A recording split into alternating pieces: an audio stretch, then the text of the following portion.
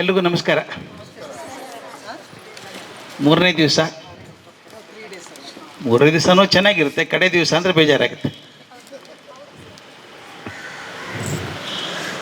ನಾನು ಮೊದಲು ಧನ್ಯವಾದಗಳು ಹೇಳಬೇಕಾದದ್ದು ಪ್ರಜಾವಾಣಿ ಪತ್ರಿಕೆಗೆ. ಪ್ರಜಾವಾಣಿ ಪತ್ರಿಕೆ ಸಹಯೋಗದೊಡನೆ ಮಾಡ್ತಾ ಇದ್ದೀವಿ ಇದನ್ನು. ರವೀಂದ್ರ ಭಟ್ರಾಗಲಿ, ನಾಗರಾಜರವರಾಗಲಿ ಎಲ್ಲ ಬಂದು ನಾವು ಸಹಯೋಗ ಮಾಡ್ತೀವಿ ಕಾರ್ಯಕ್ರಮಕ್ಕೆ ಅಂದರು. ಒಳ್ಳೆ ಕೆಲಸಕ್ಕೆ ಎಷ್ಟು ಕೈ ಸೇರಿಕೊಂಡ್ರು ಒಳ್ಳೆಯದೇ. ಅದರಿಂದ ಅವ್ರಿಗೊಂದು ಧನ್ಯವಾದಗಳನ್ನು ಮೊದಲು ಹೇಳಿ ಶುರು ಮಾಡ್ತೀನಿ. ನಿನ್ನೆ ದಿವಸ ಈ ಮಟ್ಟಕ್ಕೆ ಬಂದಿದ್ವಿ ನಾವು. ಇಮೋಷ್ನಲ್ ಫೌಂಡೇಶನ್ ದೈಹಿಕವಾಗಿ ಏನು ಮಾಡಬೇಕು ಮಗುಗೆ ಅದು ಮಾಡ್ಕೊಂಡ್ಮೇಲೆ ಮಕ್ಕಳನ್ನು ಭಾವನಾತ್ಮಕವಾಗಿ ಹೇಗೆ ಬೆಳೆಸಬೇಕು ಅಂತ. ಮಕ್ಕಳಿಗೆ ತುಂಬ ಕೋಪ ಬರುತ್ತೆ ಬೇಗ, ಕೆಲವು ಮಕ್ಕಳಿಗೆ ದುಃಖ ಬೇಗ ಆಗುತ್ತೆ, ಕೆಲವು ಮಕ್ಕಳು ಅರ್ಥನೇ ಆಗೋಲ್ಲ, ಯಾಕೆ ಹಾಗೆ ಮಾಡ್ತವೆ ಅಂತ ಗೊತ್ತಾಗಲ್ಲ. ತಂದೆ ತಾಯಿಗೆ ತುಂಬ ಟೆನ್ಷನ್ ಆಗ್ತದೆ ಏನು ಮಾಡಬೇಕು ಅಂತ. ಅದಕ್ಕೆ ನಾನು ಹೇಳಿದ್ದು ಹೀಗೆ, ಮಕ್ಕಳನ್ನ ಸರಿ ಮಾಡೋದಕ್ಕಿಂತ ಮೊದಲು ನಾನು ಅರ್ಥ ಮಾಡ್ಕೋಬೇಕು. ಮೊದಲು ನಾವು ಅರ್ಥ ಮಾಡ್ಕೊಂಡ್ಮೇಲೆ ಸರಿ ಮಾಡೋದು. ಅರ್ಥ ಮಾಡ್ಕೊಳ್ಳೋದು ಹೇಗೆ? ಮಕ್ಕಳಿಗೆ ಯಾಕೆ ಹಂಗೆ ಭಾವನೆ ಏರಿಳಿವಾಗ್ತದೆ? ಏನೋ ಒಂದು ಕಾರಣ ಇರಬೇಕಲ್ಲ. ಸುಮ್ಮನೆ ಏನು ಅಳಲ್ಲ ಮಕ್ಕಳು. ಅಳ್ಬೇಕಾದ್ರೆ ಏನೋ ಕಾರಣ ಇರಬೇಕು, ಏನೋ ತೊಂದರೆ ಆಗಿರಬೇಕು, ಕಷ್ಟ ಆಗಿರಬೇಕು, ಅಥವಾ ಅಪೇಕ್ಷೆ ಪಟ್ಟದ್ದು ಆಗಿರಲಿಕ್ಕಿಲ್ಲ. ಕೆಲವು ಹುಡುಗರು ಜಾಸ್ತಿ ಮಂಡತನ ಮಾಡಲ್ಲ, ಬೈದ್ರೆ ಸುಮ್ಮನೆ ಕೂತ್ಕೊಂಡ್ಬಿಡ್ತಾವೆ. ಕೆಲವು ಮಕ್ಕಳು ತುಂಬ ಮಂಡತನ ಮಾಡ್ತವೆ. ಕೆಲವು ತೋರಿಸ್ತೀನಿ ನಾನು ಇವತ್ತು ಹೇಗಿದೆ ಅಂತ. ಮಕ್ಕಳಿಗೆ ಸಂತೋಷ ಆಗಿರೋದು ಮೊನ್ನೆ ಹೇಳಿದೆ ನಾನು, ಲೇಬಲಿಂಗ್ ದಿ ಎಮೋಷನ್ಸ್ ಅಂತ ಹೇಳಿದೆ. ದಯವಿಟ್ಟು ಮಕ್ಕಳಿಗೆ ಲೇಬಲ್ ಮಾಡಿ ಎಮೋಷನ್ಸ್ ಅಂತ ಅಂದರೆ ಏನರ್ಥ? ಸಣ್ಣ ಮಗುಗೆ ಎಸ್ಪೆಷಲಿ ಇದ್ದಾಗ, ನೀನು ಹೇಳ್ತೀಯಲ್ಲ ದುಃಖ ಆಗಿರ್ಬೇಕು, ಹಾಗಾದ್ರೆ ನಿನಗೆ ದುಃಖ ಆಗಿರಬೇಕು. 4 ಸಲ ರಿಪೀಟ್ ಮಾಡಬೇಕಾದ ನಾನು ತೋರಿಸ್ತೀನಿ, ನಾನು ಇಲ್ಲಿದೆ ಅದು. ಇದನ್ನು ಮುಖ್ಯ. ನಮಗೆ ಹುಡುಗರ ಬಿಹೇವಿಯರ್ ಬಗ್ಗೆ ಮಾತಾಡ್ತೀವಿ ನಾವು. ನಡವಳಿಕೆ ಅಂದರೆ ಏನದು? What is behavior? Behavior is nothing but it's a message given to the parents. ಮಕ್ಕಳಿಗೇನೋ ಸಂದೇಶ ಕೊಡಬೇಕಾಗಿದೆ ಅಪ್ಪ ಅಮ್ಮನಿಗೆ. ಕೊಡ್ಬೇಕಾದ್ರೆ ಹೇಗೆ ಮಾಡ್ತಾರೆ? ಬಿಹೇವಿಯರ್ ಮೂಲಕನೇ ಮಾಡಬೇಕು. ನನಗೆ ಗೊತ್ತಿತ್ತು, ಟಪ್ ಒಂದು ಬಾಗಿಲು ಹಾಕಿದ್ರೆ, ಯಾಕೋ ಜೋರಾಗಿ ಬಾಗಿಲು ಹಾಕಿದೆ ಅಂತ ಕೇಳ್ತಿ. ನೀನು ನಿಧಾನಕ್ಕೆ ಬಾಗಿಲು ಹಾಕೊಂಬಂದ್ರೆ ಕೇಳೋಲ್ಲ. ನೀನು ಕೇಳಬೇಕು ಅಂದ್ರೆ ಜೋರಾಗಿ ಬಾಗಿಲು ಹಾಕಬೇಕು, ಟಪ್ ಅಂತ ಬೀಳಿಸ್ಬೇಕು. ಬ್ಯಾಗು ನೀರಿನ ಬಾಟ್ಲ್ ಬೀಳಿಸ್ಬೇಕು. ಅಂದ್ರೆ ಯಾಕೋ ಹೀಗಾಗಿ ಹೆಲ್ಪ್ ಮಾಡ್ತೀಯೋ? ಸಾಕಕ್ಕೆ ಹೋಗಿದ್ದೆ, ಸ್ಕೂಲಿಗೆ ಹೋಗಲ್ಲ ನಾನು ಅಂದರೆ he wanted an excuse to talk to you. ಒಂದೇನೋ ಹೇಳಬೇಕಾಗಿದೆ ಅವನಿಗೆ ಅಥವಾ ಆಕೆಗೆ ಹೇಳಬೇಕಾಗಿದೆ. ಒಂದು ಮೆಸೇಜ್ ಕೊಡಬೇಕಾದ್ರೆ ಏನು ಮಾಡಬೇಕು ಅಂತ. ಅವರ ಅವಶ್ಯಕತೆಗಳು ಪೂರೈಕೆ ಆಗದೆ ಹೋದರೆ, ಅಥವಾ ಯಾರೋ ನನ್ನ ಗೆಳೆಯನ ಸಿಕ್ಕಿದ್ರೆ ನನಗೆ ಸಿಗ್ತಾ ಇಲ್ಲ. ಕೆಲವು ಮಕ್ಕಳು ಹೆಂಗೆ ಜಗಳಾಡ್ತಾರೆ ನೋಡ್ಬೇಕು. ಮನೇಲಿ ಎಲ್ಲರೂ ಮೊಬೈಲ್ ಕೊಡ್ತಾರೆ, ನೀ ಕೊಡಲ್ಲ ಮನೇಲಿ. ಹೊತ್ತಾನೆ ಜಗಳ ಬರೋದಲ್ಲೇನೆ. ಎಲ್ಲರೂ ಕೊಡ್ತಾರೆ. ಆಕೆ ಎಲ್ಲರೂ ಅಂದರೆ ಏನು? ತನ್ನ ಜೊತೆಗಿದ್ದವ್ರು 2-3 ಜನ ಸಾಕಷ್ಟಕ್ಕೆ. ಅವ್ರು ಕೊಡ್ತಾರೆ, ಅವರಪ್ಪ ಕೊಡ್ತಾರೆ, ನೀ ಯಾಕೆ ಕೊಡೋದಿಲ್ಲ ನನಗೆ? ಜಗಳ ಬರೋದು ಅದಕ್ಕೆ ಅಂದರೆ ಎಲ್ಲರೂ ಸಿಗುವಂಥ ಅವಶ್ಯಕತೆಗಳು ನನಗೆ ಯಾಕೆ ಪೂರೈಸಲ್ಲ ನೀನು ಅಂತ ಬರಬೇಕು. ಇನ್ನೊಂದು ನಮ್ಮ ಕಲ್ಪನೆ ತಪ್ಪಿದೆ ಏನಂದರೆ, ಪುಟ್ಟ ಮಕ್ಕಳು ಭಾಳ ಮುಗ್ಧರಿರ್ತಾರೆ ಅಂತ ಅಲ್ವಾ? ಭಾಳ ಮುಗ್ಧರು, ಪಾಪ ದೇವರು ಅಂತೀವಿ ಅವಕ್ಕೆ ನಾವು. ಅಷ್ಟೇನು ತಿಳ್ಕೊಬೇಡಿ, ಭಾಳ ಸ್ಮಾರ್ಟ್ ಇರ್ತಾರೆ. ಈಗ 1 ವರ್ಷದ ಮಗು ಇರ್ತದಲ್ಲ ಮನೇಲಿ, ನೋಡಿ ನಿಂತ್ಕೊಂಡು ದಪ್ಪ ಅಂತ ಬೀಳುತ್ತೆ. ದಿನಕ್ಕೆ 10 ಸಲ ಬೀಳುತ್ತೆ. ನಡೆಯೋ ಕಲ್ತಾಗ ಹಿಡ್ಕೊಳ್ಳೋದು, ದಪ್ಪ ಅಂತ ಬೀಳೋದು. ಬಿದ್ದಾಗ ಅಳ್ತಾನೆ ಅವನ ಮಗು, ಬಿದ್ದಾಗ ಮಾಡಲ್ಲ. ಪೆಟ್ಟಾದರೆ ಅಳ್ತಾನೆ. ಆದರೆ ಕಲ್ಪನೆ ಮಾಡಿ, ನೀವು ಅಡುಗೆ ಮನೇಲಿ ಇದ್ದೀರಿ, ಅಲ್ಲಿ ಹಾಲಲ್ಲಿ ಮಗು ಇದೆ, ದಪ್ಪ ಅಂತ ಬಿದ್ದ. ಆ ಕಡೆ ಈ ಕಡೆ ನೋಡ್ತಾನೆ, ಯಾರೂ ಇಲ್ಲಂದ್ರೆ ಅಳಲ್ಲ. ನೋಡಿದ್ದೀರಿ ನೀವು? ಅಳೋದೇ ಇಲ್ಲ. ನೀವು ಹೋಗ್ಬಿಟ್ಟು ಪುಟ್ಟ ಬಿದ್ದೇನೋ ಅಂದ್ರೆ ಹೋ ಅಂತ ಅಳ್ತಾನೆ. ಈ ಮಕ್ಕಳು ಅಳೋದು ಟ್ಯಾಂಟ್ರಮ್ ಅಂತ ಏನಂತೀವಿ, ಬಿಹೇವಿಯರ್ ಅಂತೀವಲ್ಲ, ತುಂಬ ರಿಸರ್ಚ್ ಮಾಡಿದ್ದಾರೆ ಇದ್ರ ಮೇಲೆ. ತುಂಬ ಚೆನ್ನಾಗಿ ತೋರಿಸ್ತೀನಿ ನಿಮಗೆ, ಯು ರಿಯಲಿ ಎಂಜಾಯ್ ಇಟ್. ಸಣ್ಣ ಮಕ್ಕಳು ಹೆಂಗೆ ಮಾಡ್ತಾರೆ ಅಂದರೆ, ಎದುರಿಗೆ ಯಾರಾದರೂ ನೋಡೋರಿದ್ದರೆ ಮಾತ್ರ ಅಳೋದು ಕರೆಯೋದು ಇರುತ್ತೆ. ಯಾರು ಇಲ್ಲ, ಹತ್ರ ಪ್ರಯೋಜನ ಏನು ಅಲ್ವಾ? ಭಾರಿ ಸ್ಮಾರ್ಟ್ ಹುಡುಗರು, ಹತ್ರ ಪ್ರಯೋಜನ ಏನು? ಒಂದು ವಿಡಿಯೋ ನೋಡಿ ಹೇಗಿದೆ ಇಲ್ಲ ಅಂತ. ಆನ್ ಮಾಡ್ತಿರೋದನ್ನು ದಯವಿಟ್ಟು ನೋಡಿ. ಇದನ್ನು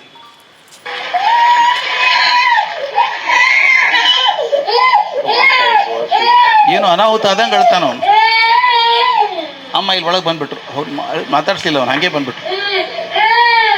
ಈಗ ನೋಡಿ ಏನು ಮಾಡ್ತಾನು, ಅಳೋದು ಬಂದ್ ಮಾಡಿದ್ದಾನೆ.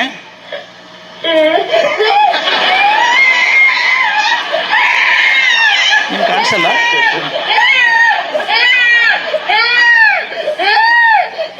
ಇಂಥ ನೂರಾರು ವಿಡಿಯೋ ಮಾಡಿ ಮಾಡಿ ಅವ್ರಿಗೆ ಗೊತ್ತಾಗಿದೆ ಮಕ್ಕಳು ಅಳೋದು ನಿಮ್ಮ ಅಟೆನ್ಷನ್ ತೊಗೊಳಕ್ಕಷ್ಟೇ. ಅಳೋದು ನೋಡಿದ್ರೆ ಏನೂ ಅನಾಹುತ ಆಗಿದೆ, ಏನೋ ಭಾರಿ ಪೆಟ್ಟಾಗಿದೆ ಅಂತ ಅನಿಸುತ್ತೆ. ಏನೇನೂ ಆಗಿಲ್ಲ ಅದಕ್ಕೆ. ಆದ್ರೆ ಹಾಗೆ ಬಿಡಬೇಡಿ, ಮತ್ತೆ ಏನೂ ಆಗಿಲ್ಲ ಅಂತ. ಅಕಸ್ಮಾತ್ ಪೆಟ್ಟಾಗಿದ್ದರೆ ಕಾಳಜಿ ಮಾಡಬೇಕಾಗತ್ತೆ. ಕಾಳಜಿನೂ ಮಾಡಿ. ಆದರೆ ಮಗು ಟ್ಯಾಂಟ್ರಮ್ ಅಂತ ಎದಬೇಕಾಗತ್ತೆ, ಏನೋ ಬೇಕಾಗಿದೆ ಅದಕ್ಕೆ. She want something, we are not giving it, therefore she forces you to do that. ಇಂಥ ಮಕ್ಕಳಿಗೆ, ಬೆಳೆಯುವಂಥ ಮಕ್ಕಳಿಗೆ ಮುಂದೆ ನಾವು ಮಾಡಬೇಕಾದದ್ದು ಹಂತ ಇದು. ಕಾನ್ಫಿಡೆನ್ಸ್ ಇನ್ ದೆಮ್, ಆತ್ಮವಿಶ್ವಾಸ ಕೊಡೋದು ಹೇಗೆ ಮಕ್ಕಳಿಗೆ? ಒಂದು ಹೇಳ ನಾನು, ಪ್ರತಿಯೊಂದು ನಾವೇ ಮಾಡ್ತಾ ಇದ್ರೆ ಆತ್ಮವಿಶ್ವಾಸ ಬರಲ್ಲ. ಅಮ್ಮ ಮಾಡ್ತಾಳಲ್ಲ ಹೇಗಿದ್ರು, ಕೂತ್ಕೊಳ್ಳೋದಲ್ಲ ರೂಮಿಂದ, ಅಮ್ಮ ವಾಟರ್ ಬಾಟ್ಲ್ ನೀರು ತುಂಬಿದೆಯಾ? ಎಷ್ಟೋ ಜನ ಮಾಡೋದು ಕಂಡಿರ್ಬೇಕು ನೀವು ಮನೇಲಿ. ಅಮ್ಮ ನೀರು ತುಂಬಿಡಬೇಕು. ಅಮ್ಮ ಬ್ಯಾಗ್ ಎಲ್ಲಿದೆ? ಅಮ್ಮ ತಂದು ಕೊಡ್ಬೇಕು ಬ್ಯಾಗು ಅಲ್ವಾ? ಪ್ರತಿಯೊಂದು ಅಮ್ಮ ಮಾಡಬೇಕು. ಎಲ್ಲದಕ್ಕೂ ಅಮ್ಮ. ಅಮ್ಮ ಶೂನೇ ಪಾಲಿಷ್ ಮಾಡಿಲ್ಲ, ಟೀಚರ್ ಬೈದು ಬಿಡ್ತಾರೆ ನಾವು ಹೋದ ತಕ್ಷಣ ಶಾಲೆಗೆ. ಮಾಡ್ಕೋಬೇಕು ಅಂತಿಲ್ಲ, ಮಾಡಿಡ್ಬೇಕು ಯಾರಾದರೂ ಒಬ್ಬರು. ಇದು ಯಾಕೆ ಬರುತ್ತೆ ಅಂದರೆ, ತಾನಾಗೆ ಮಾಡ್ಕೋತೀನಿ ಅನ್ನೋ ಧೈರ್ಯ ಒಂದಿಲ್ಲ. ಅವ್ರು ಹೇಗೂ ಮಾಡ್ತಾರಲ್ಲ, ಮಾಡಿಸ್ಕೋಣ ಅಂತ. ನಾವೇನು ಮಾಡ್ಬೇಕು ಹೇಳಿ ಆತ್ಮವಿಶ್ವಾಸ ಕೊಡ್ಬೇಕಾದ್ರೆ ಹುಡುಗರಿಗೆ? ನಾನು ಕೆಲವೊಂದು ಶಾಲೆಯಲ್ಲಿ ಕಂಡಿದ್ದೀನಿ. ನನ್ನ ಪಾಲಕರಿಗೆ ದಯವಿಟ್ಟು ಹೇಳಬೇಕು, ಬಾಯ್ಬಿಟ್ಟಿದ್ದನ್ನು. ಕೆಲವೊಂದು ಶಾಲೆಯಲ್ಲಿ ಪಾಲಕರು ಶಾಲೆಯನ್ನು ಒಂದು ಹೋಟೆಲ್ ಅಂತ ತಿಳ್ಕೊಂಡ್ಬಿಡ್ತಾರೆ. ನಾನು ಕಲಿತಂಥ ಶಾಲೆಯಲ್ಲಿ ಧಾರವಾಡದಲ್ಲಿ ನಮ್ಮ ರೂಮನ್ನು ನಾವೇ ಕಸ ಗುಡಿಸ್ಬೇಕಾಗಿತ್ತು. ನಮಗೆ ನಾಚಿಕೆ ಆಗಲಿಲ್ಲ ಅವಾಗ. ಈಗ ನಾನು ಕಸ ಗುಡಿಸೋಕೆ ಚೆನ್ನಾಗಿ ಬರುತ್ತೆ, ಕಲ್ತಿದ್ದೀನಿ ನಾನು. ಅದು ಅಲ್ಲದೆ ನಮ್ಮ ಕೆಲವೊಂದು ಸ್ಕೂಲ್ ಇದ್ದಾವೆ, ರಾಮಕೃಷ್ಣಾಶ್ರಮ ಶಾಲೆಗಳು ಮೈಸೂರಲ್ಲಿದೆ, ವಿದ್ಯಾಶಾಲಾ ಅಂತಿದೆ. ಹುಡುಗರು ಅವರೇ ಊಟ ಬಡಿಸ್ತಾರೆ. ನಾನು ಹೆಬ್ರಿಗೆ ಹೋಗಿದ್ದೆ ಶಾಲೆಗೆ. ಹೆಬ್ರಿ ಶಾಲೆಗೆ ಹೋದರೆ ಆ ಮಕ್ಕಳಿಗೆ ಡ್ಯೂಟಿ ಹಾಕಿರ್ತಾರೆ. ಈ ದಿವಸ 6 ಜನ, ಈ ದಿವಸ 6 ಜನ, ಎಲ್ಲರೂ ಊಟ ಯಾರು ಬಡಿಸ್ಬೇಕು ಅಂತ ಅಲ್ಲಿ ತಂದು ಕೊಡ್ತಾರೆ. ಹುಡುಗರೆಲ್ಲ ಬಡಿಸ್ತಾರೆ. ನಾವು ಅದನ್ನು ನಮ್ಮಲ್ಲಿ ಶಾಲೆಯಲ್ಲಿ ಮಾಡಿಬಿಟ್ರೆ, ಏನು ರೀ ಅಟೆಂಡ್ರಿ ನಮ್ಮ ಹುಡುಗರು ಕಸ ಗುಡಿಸೋದಿಲ್ವಾ? ನಿಮ್ಮ ಟೀಚರ್ ಇಲ್ಲ, ಅಟೆಂಡರ್ ಇಲ್ವಾ ನಿಮ್ಮಲ್ಲಿ? ಅಂದರೆ ನಾವು ಮಕ್ಕಳಿಗೆ ಏನಂತ ತಿಳ್ಕೊಂಡಿದ್ದೀವಿ ಅಂದರೆ, ನಾವು 5 ಸ್ಟಾರ್ ಹೋಟೆಲ್ ಹೋಗಿದ್ದೀನಿ, I don't have to clean the hotel. ನಾನು ಕಲಿಸ್ತಿರೋದು ನಮ್ಮಲ್ಲಿ ಕಸ ಗುಡಿಸೋರು ಇಲ್ಲ ಅಂತಲ್ಲ.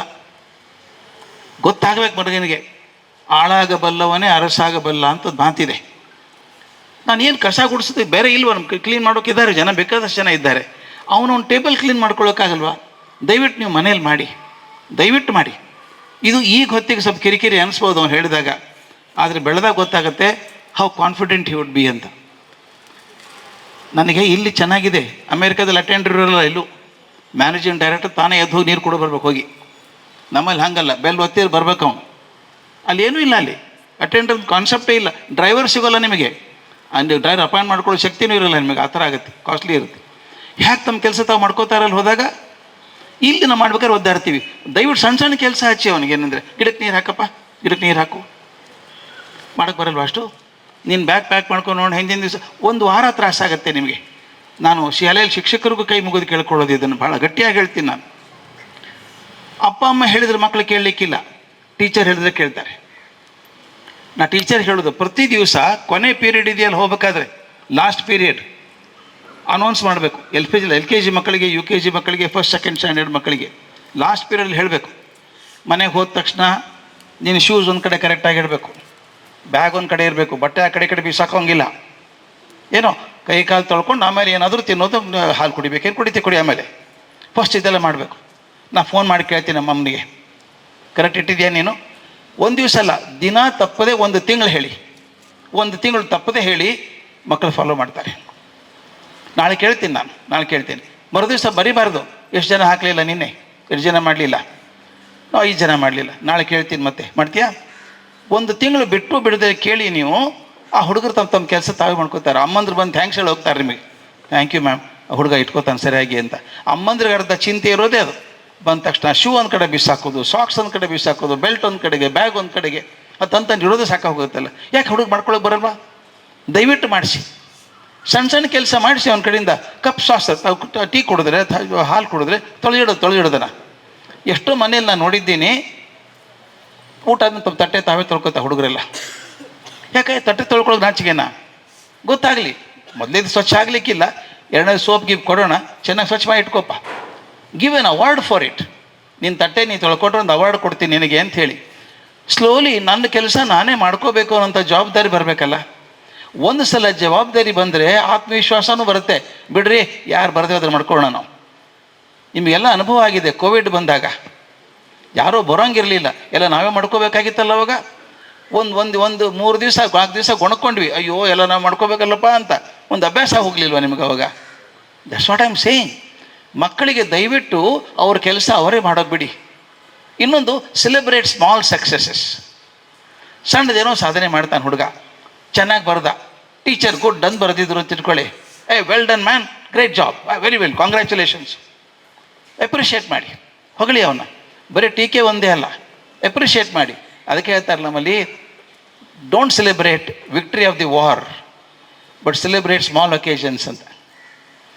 ಹುಡುಗರು ಹೇಳ್ಬಿಡೋದು, ನೀ ಚೆನ್ನಾಗಿ ಓದ್ಬೇಕಾ, ನೀ SSLCಯಲ್ಲಿ ಫಸ್ಟ್ ರ್ಯಾಂಕ್ ಬಂದರೆ ನೀನೊಂದು ಅವಾರ್ಡ್ ಕೊಡ್ತೀನಿ. ಹುಡುಗಿರೋದು ಯಾವ ಕ್ಲಾಸು? 2ನೇ ಕ್ಲಾಸು. ಅಷ್ಟು ದೂರ ಪ್ರೈಸ್ ಇಟ್ಟರೆ ಕಾಣಿಸೋಲ್ಲ ಅದು.